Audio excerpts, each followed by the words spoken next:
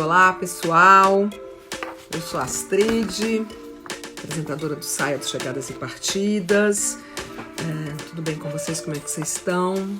A gente hoje vai conversar sobre educação. Isso porque no dia 28, agora, 28 de abril, foi o Dia da Educação e o GNT assume o compromisso de conectar as pessoas nessa causa que muitos acham que é dever do Estado e é dever de todos nós falar e fazer sobre educação.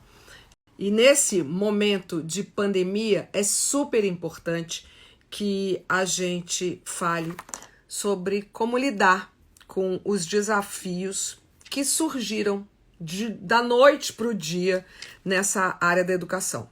Por conta disso, e para ter uma pessoa muito da bacanuda, a gente convidou a Neca Setúbal. Ela é socióloga, ela é presidente da Fundação Tid Setúbal e do GIF. O GIF é um grupo de institutos de fundações e empresas. Então, a Neca é ótima, é clara no falar, e eu já vou ver se ela já está aqui. Oi, Neca! Ai, desculpe! Imagina! Mas, Neca, maior prazer conversar com você. Nossa. Essa minha conversa com você é uma conversa muito querida para mim. Educação é um assunto que me move, que me comove, porque nós estamos aí nessa semana aí, a Globo e o GNT, falando dessa nossa causa que é a educação, e em todas as plataformas, em todos os tipos de conversa, que são com sociólogos, com publicitários, com formadores de opinião, com professores, com alunos, com futuristas, enfim, com uma série de pessoas, a gente começa fazendo a mesma pergunta. Por que a educação deveria, ou na verdade, né? Expressar assim, né? Uma causa de todos nós. Olha, porque eu acho que todos nós somos famílias, todos nós somos pais, mães, filhos, e todos nós temos uma relação direta com a educação. Já fomos educados, já estivemos na escola, continuamos aprendendo, mas mais que tudo isso eu acho que já é fundamental. Mais de que tudo isso, porque eu acho que a educação é a grande, não é a única, mas é a grande ferramenta para que a gente consiga ter um país mais justo, mais solidário e mais cidadão. As pessoas precisam participar, a gente precisa participar e a gente precisa entender, saber discernir, ter conhecimento, valorizar o conhecimento. E eu acho que também tem uma coisa que é a educação, e aí eu vou fazer a apologia da escola. Sabe, a importância da escola nessa convivência com os demais, com a convivência com a diversidade, você ter diferentes opiniões, é a possibilidade de você estar na escola, vivendo com diferente e aprendendo a conviver num espaço público, porque não importa se a escola é privada ou ela é pública, de governamental, você está num espaço público, né? Então, na verdade, a escola é o primeiro espaço público que a criança tem uma vivência, uma convivência maior. E a gente só vai ser um país que realmente consiga, né, ter um impacto no mundo e consiga ir para si mesmo, né? Cuidar das pessoas, conseguir ter pessoas vivendo com dignidade, se a gente tiver uma educação de qualidade. Não tem outra forma. No Brasil, hoje, a gente está com 180 mil escolas fechadas, gente. E 47,8 milhões de estudantes da educação infantil até o ensino médio em casa. Eu, assim que percebi o tamanho do problema que a gente ia enfrentar, eu tentava muito conversar com as mães, conversar com quem eu poderia, falando, gente, vamos nos acalmar, esquece o ano de 2020, vamos tentar manter esse laço, porque foi isso que você já falou, a grande perda que a gente está tendo não é da matemática, não é aprender a fazer fração, dane-se a fração agora, mas é dessa convivência, é de estar dentro da escola, porque quando nós sairmos lá, eu chamo de portal também, tá, Neca? A gente está no portal, tá? Quando a gente sair lá na frente, a gente vai precisar recuperar a convivência, Sim. aquele grupo que ficou desmantelado, né? Você viveu, está vivendo pessoalmente, eu vejo pelos meus netos e tudo, a dificuldade que é para as mães de classe média, alta, É. conseguirem apoiar os seus filhos, a disciplina que precisa, a atenção, porque senão eles não ficam. Se você não estiver do lado, eles não vão fazer essas lições e tudo. Então, assim, essa consciência, eu acho que foi muito importante para ter uma maior valorização dos professores, sabe? Eu acho Escola que e dos professores. isso bateu dentro, né? A educação caiu dentro das famílias, então eu acho que isso foi muito forte. Agora, obviamente, se a gente vai para a escola pública, é muito mais difícil você ter essa possibilidade por questões de internet, por questões de apoio, falta de lugar na casa, tudo Espaço, é. isso, espaço na casa físico, a internet que todo mundo fala, não, todo mundo tem WhatsApp. É verdade, tem celular, mas não tem Não tem o condição. suficiente crédito para poder baixar um app, fazer lição e tudo isso. Então, agora nós temos em São Paulo a TV Cultura, isso é bom, mas é muito difícil, né? Muito difícil essa criança que mora com vários irmãos, todo mundo na mesma casa, com alta vulnerabilidade, o pai sem emprego, enfim, todas as questões que essa pandemia escancarou para todo mundo, né? Como é que ela vai ter condições, essa criança, de disciplina para ficar fazendo uma lição? Mas, quando você fala nessa volta, convivência, eu acho que assim tem um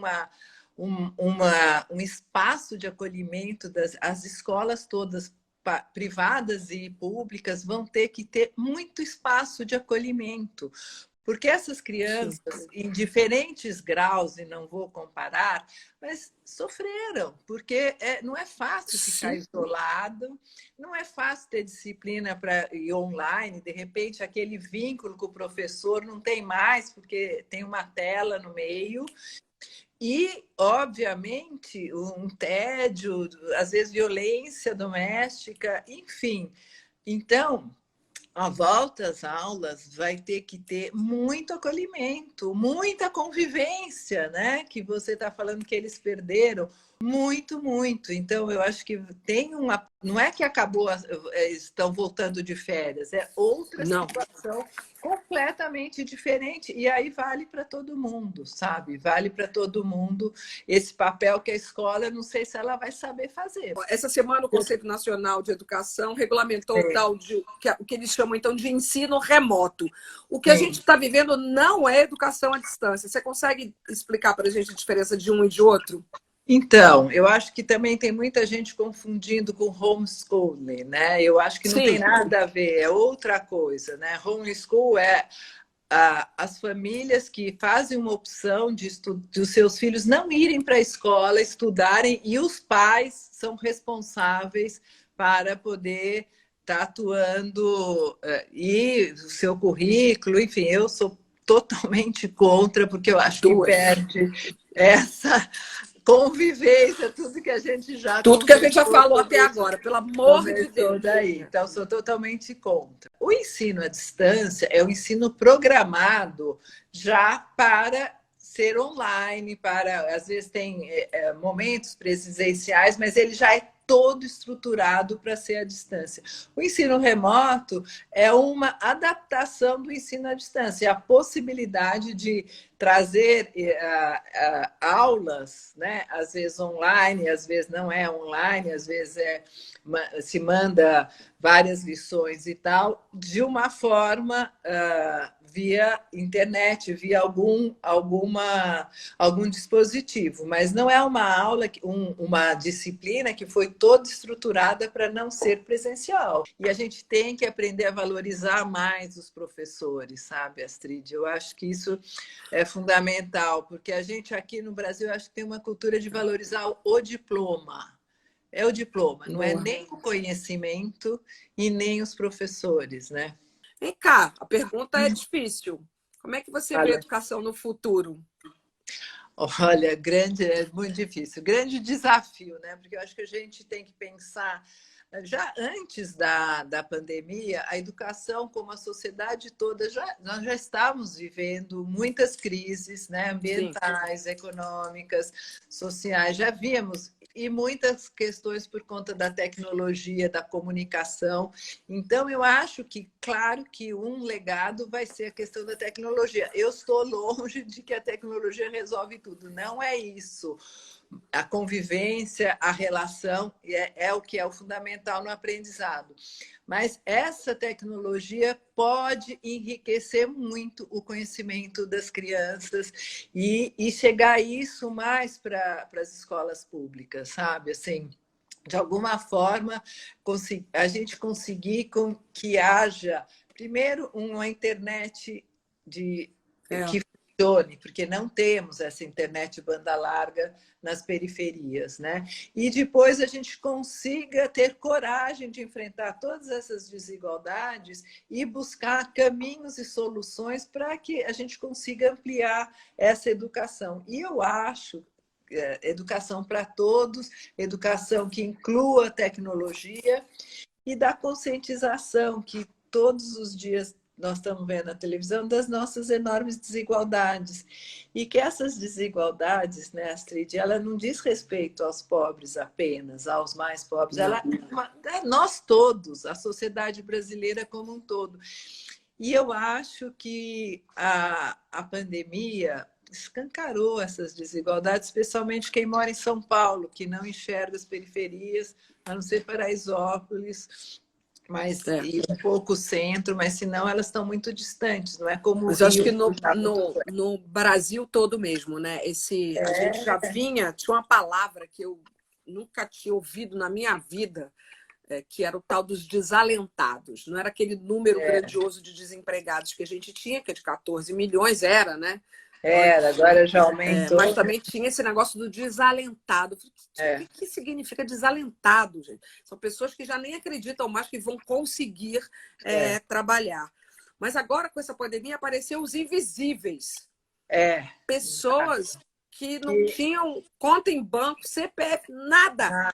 E que precisam daqueles R$ 600 que eu fico indignada. E tudo isso impacta na educação. Foi aquilo que a gente começou falando lá atrás. Como é que você quer que uma família de periferia que divida em cômodos tenha uma criança estudando se ela não tem o que comer? Não tem nem o que comer, né? Realmente. Não tem nem o que comer. Mas isso ficou muito escancarado, né? Com a pandemia. Tapa na cara da sociedade. Tapa na cara da sociedade e que isso diz respeito a todos nós, porque nós todos sofremos com isso, direto ou indiretamente, nos atingiu a todos e atinge a todos, né? Eu acho que nunca estivemos tão conectados, né? Não conectados, e é isso. Como que a gente vai ter uma escola que não possa dar o mínimo de dignidade para as pessoas, né? Voltando na educação. Então, a gente tem que ter coragem de enfrentar isso e não dá, porque não, política, enfim, não é fácil, mas eu acho que a gente tem que ter coragem. É isso que você falou, é uma oportunidade para ter coragem de reverter as prioridades, né? Realmente, olha, educação é prioridade de verdade, não só no discurso político, né? Mas tem que ser de verdade, valorizar o professor com melhores salários, enfrentar as populações mais vulneráveis com um ensino mais qualificado, mais diretamente focado nas suas necessidades, é o que nós vamos ter que enfrentar e cobrar das políticas públicas. Eu acho que nós provavelmente teremos, espero, uma eleição esse ano. Então, é isso, nós temos que reverter essa lógica, mas tem que ter coragem para fazer isso, sabe? Tem um livro chamado Educação e Sustentabilidade, Princípios e Valores para a Formação de Educadores. E nesse livro, você fala sobre as novas formas de aprender e de ensinar. O que são as novas formas de aprender e ensinar? É um pouco do que a gente está vendo? É um pouco do que a gente está vendo, claro que é tecnologia, mas às vezes não é que é tão novo, mas é que assim é a forma de você escutar escutar os seus alunos de verdade, entender como é que eles estão, não é uma forma de uma transmissão. O conhecimento não é do professor para o aluno apenas, né? É nessa relação. E essa relação são metodologias que são de escutar os alunos, deixarem eles participarem, porque né, assim, canso de ouvir muita gente nas periferias e tal, fala, nossa, mas a senhora fala tão bonito, como eu falo, eu queria falar. Você tem que deixar esses alunos se expressarem. A gente só vai aprender a falar falando, né? Se expressando, expressando uma ideia. Então, esse é um ponto básico. E as outras formas também são formas assim, nós temos que ensinar os nossos alunos a pesquisar, a saber analisar, a saber entrar na internet e saber pesquisar na internet, né? No Google, ter uma análise crítica, saber resolver problemas, encontrar soluções, olhar saber ler para a uma notícia comunidade. de jornal, né? Saber Exato, saber interpretar um ler texto. um texto, são coisas básicas, mas também um ensino e um aprender que esteja conectado com as questões do mundo contemporâneo.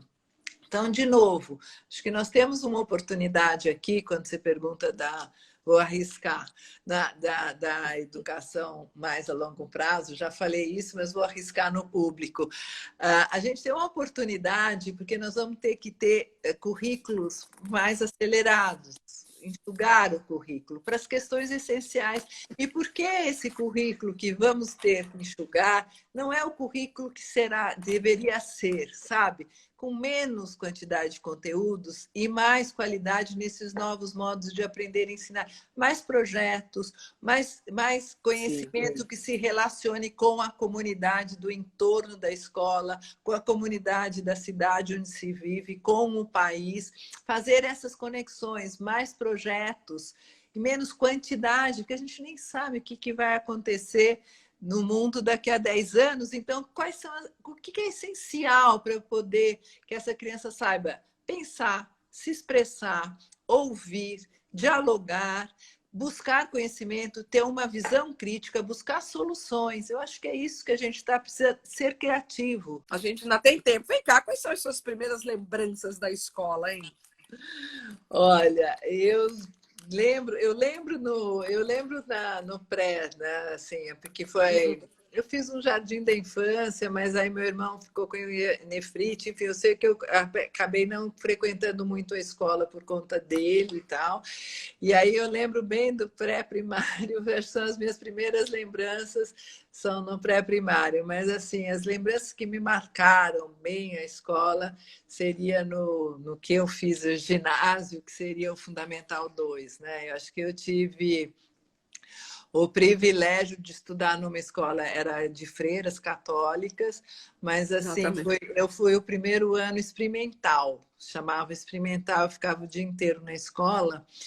E aí, assim, muitas dessas coisas hoje que consideradas muito modernas, eu já tive. Foi, assim, um enorme privilégio, porque a gente tinha um tempo de pesquisar, tinha biblioteca dentro da sala, a gente criamos um grêmio, fomos nós, porque eu era a turma mais velha desse modelo experimental da escola.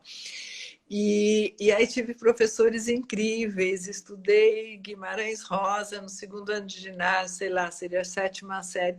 Assim, eu fui muito privilegiada e eu lembro muito, então me marcou muito, porque teve toda esta forma de educação, muito disso que a gente está falando, do diálogo, da pesquisa, do pensar. E também eram freiras muito jovens, que depois a maioria delas foi morar em periferias, né, na teologia da libertação, foi aquela época, aderiram a isso.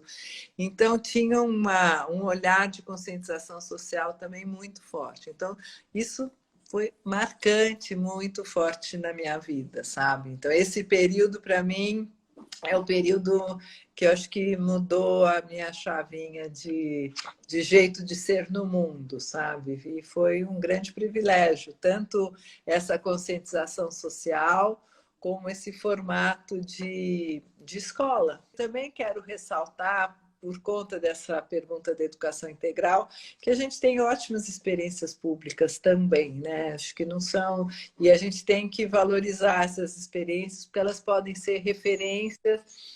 E agora, mais ainda, né, nessa conscientização, já que a escola entrou dentro das nossas casas, de todo mundo, de pensar nessa educação do país, como é importante para o país, porque a gente está lidando com todo mundo, né? Uma população mais educada, lógico, tem toda a questão da dignidade humana, da justiça social, são valores meus direto, mas tem uma questão de que eu vou num restaurante, eu vou numa loja, eu quero ser bem atendida, eu quero que as pessoas, sabe, isso é educação. Educação. Né? É isso. Então, a gente vive num mundo todo que a educação toda do país é importante para todo mundo, para cada um de nós, né? Então a gente volta de novo de que não se trata só para quem usa a escola pública, se trata de todos nós, essa importância da educação, porque todos ganharemos e o país com certeza. Todos nós ao longo de uma vida. Ao longo de uma vida, E aí, fora isso, né, Astrid, que hoje a educação, enfim, eu vivo estudando, bom, eu adoro, então é um viés, mas assim, imagino que você toda hora, eu sou super fã de Saia Justa, eu estou no Insta do GNT, mas eu vou falar, mesmo eles estando vendo a gente, eles me pagam para estudar.